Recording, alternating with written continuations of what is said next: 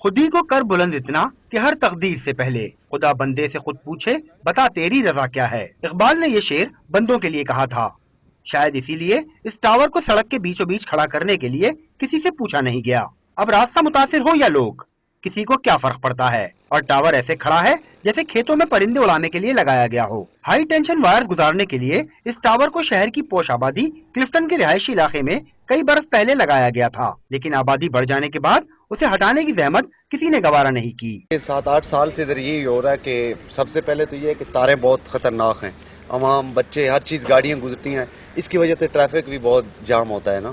तो 7-8 साल से इसको कोई देख नहीं रहा, ना कोई हटा रहा है। बहुत मकसद किसी वक्त भी ये नुकसान पहुंचा सकती है। 8 साल मेरा यहाँ होगा कि मैं इसको देख रहा हूँ। खतरनाक तो जाहिर बात है, क्यों नहीं है, रोड के बीच में ये तो खतरनाक हो सकते हैं, कभी भी हो सकते हैं, गिर गए तो। शहर के दीगर इलाकों में भी आबादी के बीचों बीच इस किस्म के हाई टेंशन टावर लगे हुए हैं जो किसी भी वक्त किसी बड़े सानहे का सबब बन सकते हैं।